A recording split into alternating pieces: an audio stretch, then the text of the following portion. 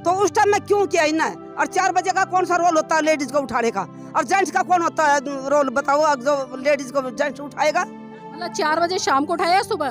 सुबह 4 बजे। आज सुबह 4 बजे। सुबह 4 बजे। हमने क्या किया, बाबा साहिब के खिलाफ तो हमने अभी तक कदम उठाया ही नहीं है। हमने नहीं उठाया कोई भी कदम। हम तो खाली संविधान ने बनाया बाबा ने, तो हम उसके संविधान के साथ चल रहे हैं। अभी तक हमने कोई गलत कदम नहीं उठाया है।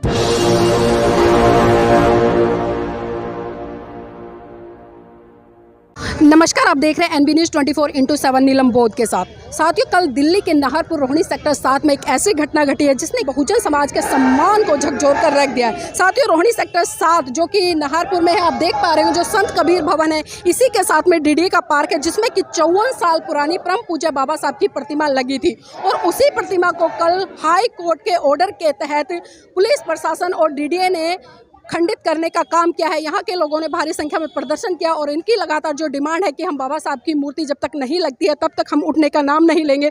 और कल जिस तरह से जो घटना घटी है उसमें कई महिलाओं को गंभीर चोट भी आई है, जिस तरह से बताया जा रहा है। तो हम इन्हीं महिलाओं से जुड़ने का प्रयास करेंगे और इनसे जानेंगे कि आखिर पूरी घटना क्या थी। माता जी, नाम क्या आपका? मेरा नाम शीला है। शीला जी, कल क्या हुआ था यहाँ पर? हमारा ऐसा था, हमारा पोता की शादी है, कल की हल्दी की रस्म थी और हमने सुबह जागरण करवाया तो पुलिस आ गया है। वो जागरण जब भी उठा दिया, उठाओ इनको सामान को डाल दो इधर।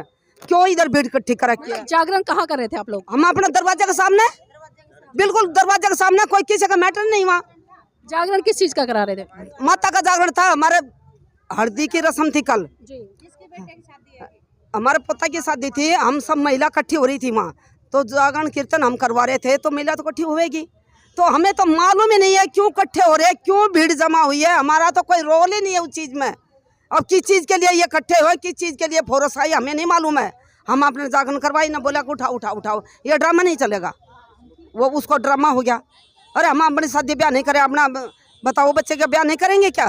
जी, कल जो बाबा साहब की मूर्ति को यहाँ पर तोड़ा गया है, उसी के चक्कर में किसी ने क्या फोन कराया पता नहीं है, बोले हमारे पास फोन गया है तब हम आए हैं। आने के बाद में इन पता नहीं क्या तो कराया, पूरा दिन से पूरी रात से यहाँ बैठे हैं।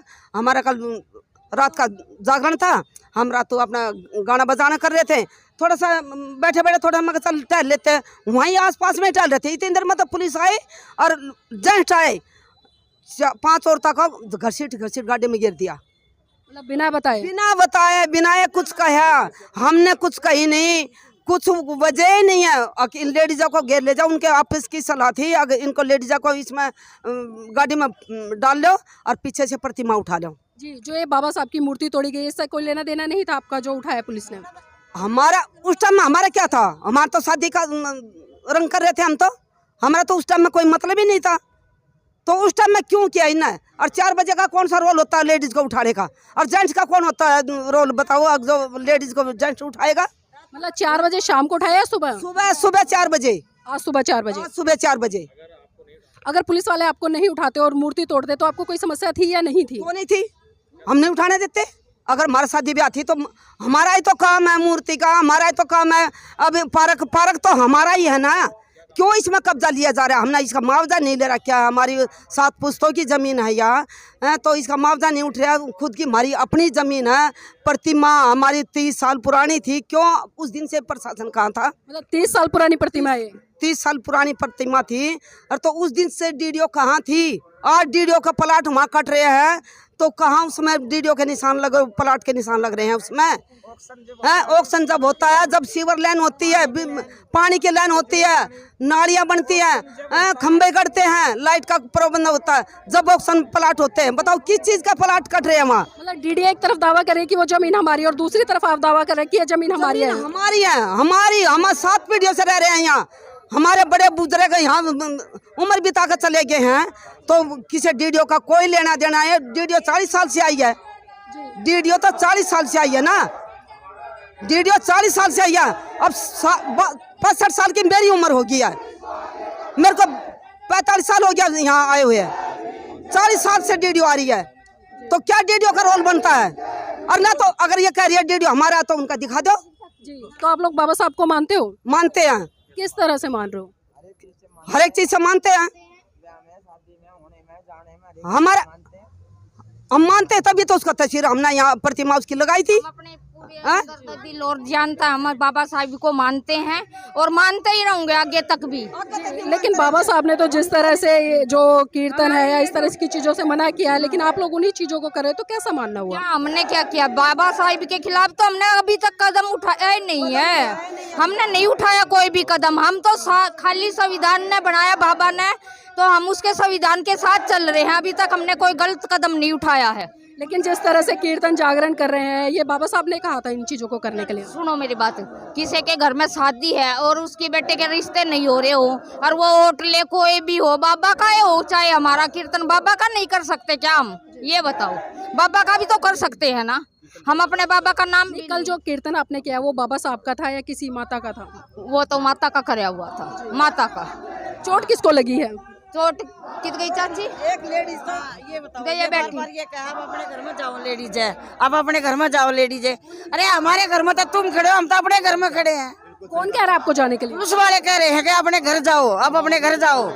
हम तो अपने घर में खड़े, वो हमारे घर में खड़े हैं। हम तो अपने घर में खड़े हैं, वो हमारे घर में खड़े हैं। बार बार बोलते हैं अपने घर जाओ। तो देखिए जिस तरह से महिलाएं बता रही हैं, कुछ महिलाओं को चोट भी आई है और पुलिस ने बिना सूचना दिए कल रात को 4 बजे 5-6 महिलाओं को यहां से गिरफ्त में लिया है हिरासत में, और पता नहीं कहां पर लेके गए हैं। जिस तरह से महिलाओं ने बताया कोई सूचना नहीं दी गई, और सुबह जब पता चला है थाने पहुंचे हैं लोग, तो थाने में भी वो महिलाएं नहीं मिली। कुछ और लोग हैं, उनसे भी जानना चाहेंगे। सर आपका नाम क्या है? लक्ष्मण सिंह। लक्ष्मण जी, जानना चाहेंगे जिस तरह से भी प्रोटेस्ट चल रहा है और जो घटना घटी है, तो इस घटना को किस तरह से देख रहे हैं? ये सरकार की मोनोपोली है, इनको किसी तरह से कमज़ोर किया जाए, दलितों को, चमारों को, जाटवों को, और इन पर दबदबा बनाया जाए।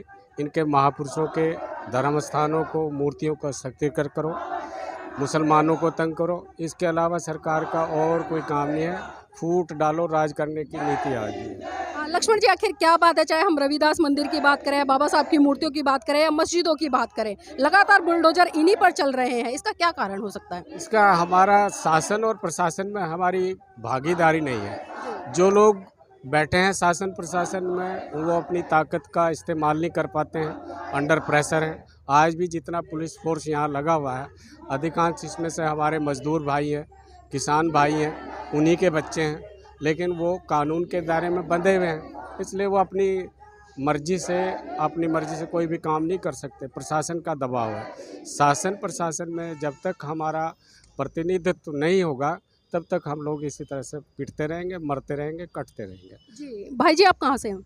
मैं मंगोलपुरी से हूँ। मंगोलपुरी से हैं, तो नियर ही पड़ता है। हाँ। तो आपको इस घटना के बारे में कैसे और कब पता चला? हमें अभी सुबह मॉर्निंग में ही पता चला, वो भी मोबाइल के थ्रू, कि हमारे यहाँ बाबा साहब की प्रतिमा को सुबह 4 बजे करीब तोड़ दिया गया था। या पता नहीं डीडी के थ्रू तोड़वाया गया, या पुलिस प्रशासन ने तोड़वाया, या किसी असामाजिक तत्वों ने जो तोड़ा उन्होंने करवाया गया। अब ये तो यही बताएं क्यों है। और ये अब हमें बार बार यहाँ पे, हम अपने घर में बैठे, बाबा साहब के घर में बैठे हैं, तो ये हमें बार बार धमकी दे रहे हैं कि तुम यहाँ से चले जाओ। अब हम यहाँ से छोड़ के कहाँ से जाएँ? ये तो हमारे समाज को बिल्कुल तोड़ने का पूरा प्लान बना रखा है कि शिक्षित समाज होगा तो ये बस कैसे हो जाए, ये शिक्षित क्यों हो रहा है? इन्हें तोड़ो और इन्हें कमजोरी रहने दो। आज हमारे बाबा साहब की यहाँ से प्रतिमा टूटी है, धीरे धीरे कहीं पूरी दिल्ली शहर में, जैसे दिल्ली शहर में कहीं आगे भी पता नहीं और आगे भी कार्रवाई करते चले जाएं, मगर हम आज नहीं जगे तो फिर कभी नहीं जगेंगे। तो हम तो चाहेंगे सभी बहन जी, आप भी सभी सपोर्ट करें और सभी समाज के लोगों को जगाएं। तो देखिए जिस तरह से लगातार हम देख रहे हैं, चाहे मैं दिल्ली की बात करूं या पूरे भारत की बात करूं, जिस तरह से बाबा साहब की प्रतिमाओं को टारगेट करके एक एक को तोड़ा जा रहा है। एक तरफ तो सरकारें बाबा साहब की प्रतिमाओं को लगाती है, उन पे पुष्प अर्पित करती है, मालाएं अर्पण करती है, लेकिन दूसरी तरफ उनके विचारों को फैलने से भी बहुत बड़े स्तर पर रोकने का काम करे। और जिस तरह से आज रोहिणी के सेक्टर 7 जो कि नाहरपुर में है, वहाँ पर बाबा साहब की मूर्ति को खंडित करने का काम किया गया और सुबह 4 बजे किया गया है। ये सबसे बड़ा सवाल है, जब सभी लोग गहरी नींद में सो रहे होते हैं, उस समय यहाँ पर बुलडोजर चला है। इसी तरह से 3-4 साल पहले भी 4 बजे त्रिशरण जो बुद्ध विहार था सुल्तानपुरी में, उसको भी तोड़ने का काम किया गया था। तो इसी से आप समझ सकते हैं, अगर हाईकोर्ट का ऑर्डर है तो इन मूर्तियों को दिन में क्यों नहीं तोड़ा जाता, बल्कि रात के अंधेरे में ही क्यों तोड़ा जाता है, जब लोग गहरी नींद में सोए हुए होते हैं।